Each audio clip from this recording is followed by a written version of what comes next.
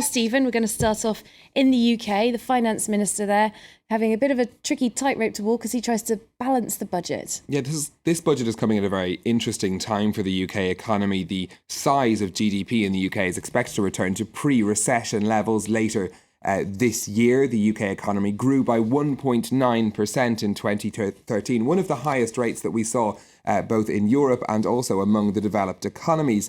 So it's a particularly interesting drive because the UK government also has to plug an enormous budget deficit and try to deal with its huge public debt. So there aren't expected to be many giveaways for taxpayers, and austerity could be set to continue. Nicholas Rushworth has more. It is budget day in the UK, and out comes the traditional red box holding various economic measures. George Osborne, the Chancellor of the Exchequer, is likely to announce more austerity in his fifth budget. While unemployment and inflation are falling and growth is up, Britain still has a whopping €130 billion deficit. It's a year to the general election. George Osborne, the Chancellor, is running out of opportunities to announce things that might boost the Conservative Party's popularity. So I think we'll certainly see some attractive measures in the budget, but the size of those measures will inevitably be limited by the state of the public finances. But when a quarter of young people looking Among the key measures expected, a move to raise the tax threshold for low earners, to increase the threshold at which the top 40% tax rate kicks in, and an extension to the Help to Buy scheme for aspiring homeowners. The opposition Labour Party says the majority of British people are worse off than 4 years ago and household budgets are being squeezed.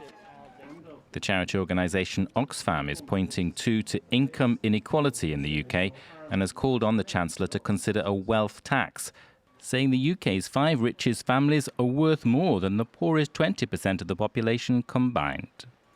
What we're calling on politicians to do is to redress the balance between those at the top and the rest of us who are struggling. The budget, once announced, will kick off a year of fierce election campaigning. The scale of inequality in the UK will be central to the debate.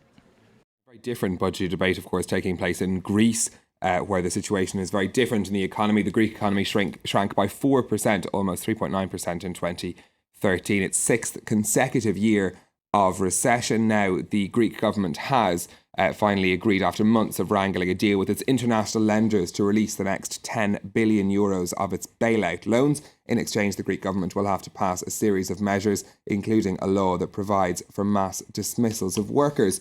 But Greek ministers did say that the deal will bring some relief for those hard-pressed Greek people.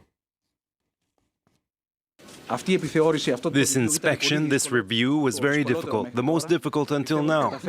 I believe that during these months we succeeded in improving the economy a great deal and at the same time achieved many things. OK, let's get a check on the markets. Yeah, a fairly mixed picture, in fact, on the Asian markets today. Just the Nikkei closing in the green a short time ago in Japan. The rest of the Asian markets trading slightly in the red. No great falls there. Investors keeping an eye on the meeting of the Federal Reserve. We're going to have the first press conference from the new chairwoman, Janet Yellen, later today. People are watching very closely to see if she's going to rein in further that stimulus to the American economy. All right, let's look through some other news stories in brief now. Stephen, you're going to start us off in China. Yeah, that's right. China is said to be in talks to buy at least 150 Airbus passenger planes in a deal that could be worth as much as €14 billion. The purchase is expected to be announced when Chinese President Xi Jinping visits Europe at the end of the month. It would also unblock an existing deal for 27 A330 aircraft, which had been blocked during a recent row between the EU and China. The owner of clothing retailer Zara has reported its slowest profit growth in 5 years. Inditex, which also owns Bershka and the Massimo Dutti brand, saw profits rise just 1% to almost €2.4 billion. The company has seen its shares slide in recent months as it's been hit by exchange rate changes, particularly in emerging markets. And the luggage maker Samsonite saw profits rise by 18% last year to $197 million. The boost in revenue was driven by strong US performance and sales in Asia, where they rose on average by 16%. The company says the worst of the luxury market slowdown in China has already passed.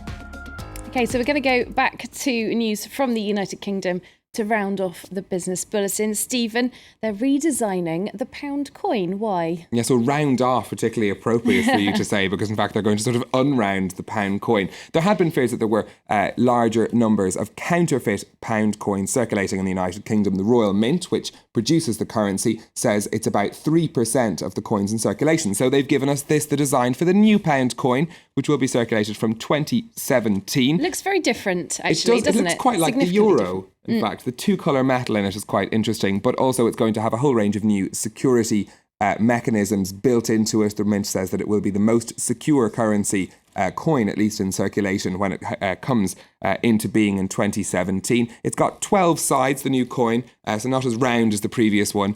And apparently it's reminiscent of the old threepenny bit, a 3p coin, which we're, of course, both far too young to remember. Far too young, and it's worth a bit more than the old 3p coin as well. Yes. Thank you very much, Stephen Carroll, with the business news here on Live from Paris.